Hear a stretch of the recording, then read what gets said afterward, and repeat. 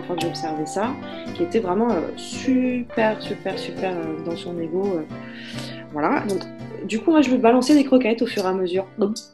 Et j'ai fini par lui mettre le sachet dans la bouche. Hein. Il s'est toujours pas arrêté. Il n'y avait pas satiété. Il n'a pas ressenti. Et ça devenait très gênant parce que déjà, lui était dans une auto-flatterie, ce que j'ai pas mis dans la formation. Bon, voilà.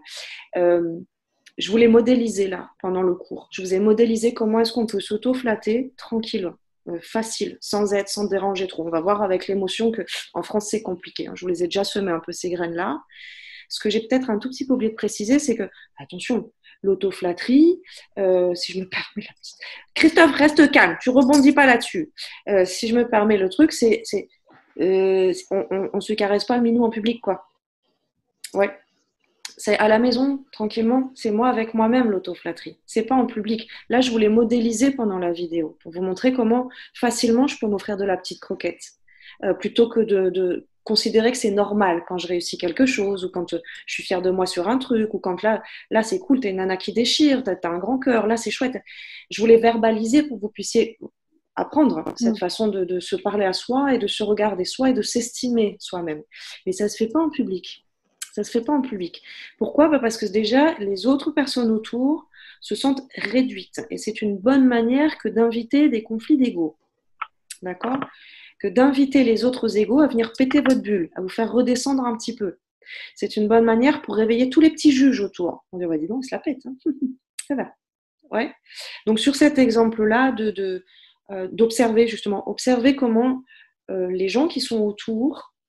Vous avez ceux qui bouffent de la lumière, mais alors, comme je vous dis, je finissais par verser des croquettes entières, et il n'y a que ce monsieur-là qui s'en rendait pas compte. Donc, son auditoire était déjà gêné parce qu'il monopolisait complètement la soirée à parler de ses découvertes, à quel point il était doué là-dessus, à quel point il était doué là. Masturbation perso, là.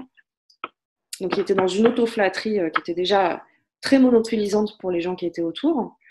Je vois le mécanisme. Je dis, bon, je vais l'aider qu'on puisse passer à autre chose. Et je lui en envoie 1, 2, 15, 20, le paquet en entier, il prend. Et ça devenait gênant pour les gens qui étaient... Du coup, je vais essayer de finir une de mes phrases, mais du coup, par ce mécanisme-là, je crois avoir capté que pendant cette soirée-là dont je vous parle, les gens étaient d'abord gênés par cette auto-flatterie presque indécente de la part de ce monsieur, parce qu'ils étaient réduits. À partir du moment où je suis arrivée avec le sac de croquettes, ils étaient gênés que ce monsieur ne s'en rende pas compte.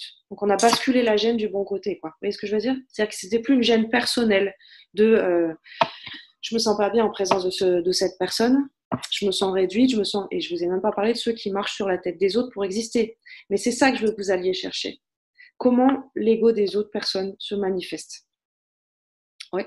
Faites vos observations, on en parlera, ce sera super rigolo, parce qu'on va en rire quand même, puisque tout ça, c'est aussi des facettes de nous, et c'est parce que je les observe chez l'autre que du coup, mon ego, plus facilement, peut avoir envie d'y travailler sur lui. Ça, je voulais donner cette mécanique-là. Hein. Ouais. Ok. Donc, le fait de grossir le trait de ce monsieur et de lui offrir des sacs et des sacs et des sacs de croquettes, j'ai failli switcher là, mais c'est vraiment ça. Je flirtais avec de l'ironie, il ne s'en rendait pas compte. Il ne s'en rendait pas compte. Donc, à force d'envoyer de la croquette, il dit ah ouais, non, mais je crois que j'ai jamais vu quelqu'un d'aussi. Je suis totalement émerveillée, époustouflée. Alors, je leur mettais encore des doses et des doses et des doses. Oh, tu me fascines, mais je pourrais t'écouter parler pendant des heures, c'est incroyable. Tous les autres autour se rendaient compte que j'étais limite en train de me foutre de lui. Hein. Limite, voir ça y est, j'avais dépassé la limite. Pas lui. Pour l'instant, je ne veux pas trop vous charger avec le débrief psycho. Mais je veux surtout que vous soyez dans l'observation des différentes manières de l'ego de se nourrir ou d'affamer les autres. Hein. Donc il y a aussi cette stratégie que je n'ai pas placée dans le cours, du clivage, ça on en a beaucoup parlé pendant le cours. Eux, nous. Alors quand c'est très égotique, c'est eux, moi. Voilà. Moi je suis valable, pas les autres, etc. Et le fait de réduire les autres pour pouvoir grandir. Vous savez, cette expression qu'on dit, il marche sur la tête des autres pour exister. Observez-le, ça. Et ben, quand on le voit bien chez les autres, on voit que c'est juste pas joli. Pas... Là, le matou qui est de sortie, moi, les images, c'est je vois vraiment un chat vous savez, les chats de gouttière, qui a comme l'image que je vous ai montrée là, qui est tout tellement affamé qu'il est obligé de... Bon, ça nous indique quand même un petit peu que cette personne, avec l'estime de soi, on n'y est pas. Hein. Ces gens-là qui fonctionnent comme ça, nourris-toi toi-même. Hein. N'essaye pas d'enlever la bouffe dans la gamelle des autres. C'est un peu ça le mouvement là. Je vais critiquer... c'est de la fausse flatterie personnelle que de critiquer l'autre. Vous avez conscience de ça? Quand on fait nos commères entre nous, là, les filles, pour être super honnête, on devrait finir nos phrases contrairement à moi. À partir du moment où je critique, tu es d'accord avec ça, Françoise? Tu le reconnais, hein? Si on est super transparent avec nous-mêmes, quand on est en train comme ça, là, normalement, on l'a travaillé hein, avec la parole impeccable déjà. Mais quand on est dans cette démarche-là de beaucoup critiquer les autres, c'est juste une manière détournée de se flatter soi-même, de s'auto-flatter du fait que moi, je ne suis pas comme ça, du coup. Puis comme je suis en train de critiquer, ça veut dire que moi, je suis bien. Bon, ben, donne-la toi directement, la croquette. Ne passe plus par le dénigrement de l'autre pour te la donner, cette croquette. Et pas en public. Donc, sur la partie nourrir son matou, comme je disais, que ce soit un petit chaton, que ce soit un chat de maison, que ce soit un tigre qu'on a du mal à dompter, ça se passe entre nous et nous-mêmes. Et j'ai oublié de vous préciser aussi, il y a une vraie exception dans le travail sur l'ego. Donc on est sur cette souveraineté, cette autonomie, travail sur soi. J'apprends à ne plus faire chier les autres pour me nourrir moi, ne plus quémander, ne plus provoquer. Et une vraie exception, c'est pour les personnes qui sont en couple. Quand on est en couple, on est sur un partenariat conscient. Donc, on peut s'autoriser à, à se répartir les rôles. C'est-à-dire que c'est un peu induit dans la relation de couple. Je serai celle qui te préparera la meilleure croquette du monde. C'est-à-dire que toi, mon chéri, toutes les fois que je suis aussi là pour te flatter. Comme ça, tu n'iras pas chercher de la flatterie ailleurs, chez la voisine. Tu n'iras pas manger chez la voisine. Hein, si je suis celle qui va t'en donner beaucoup. Et toi, tu vas être celui qui m'en donne beaucoup. Comme ça, je ne peux plus être sensible à de la flatterie d'autres hommes si mon homme me l'offre tous les jours, cette flatterie-là. Il n'y a pas de carence. Là où je mets un gros attention, c'est, là, je parle bien d'un partenariat conscient. Ouais. Parce que si ce n'est pas conscient, c'est la grande invitation à de la codépendance.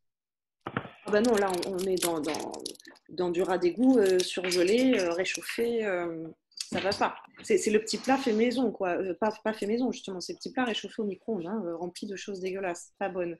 Parce que là, je suis en train de rendre accro l'autre à quelque chose, je l'ai servi. Hein. Dans le système de la codépendance, il y a ça, hein, c'est-à-dire que je suis dépendant du regard, du jugement ou de la flatterie, de la croquette de l'autre. Là, ça va pas. À partir du moment où je sais me nourrir moi-même, je peux, j'ai bien précisé, hein, partenariat conscient ou autonome.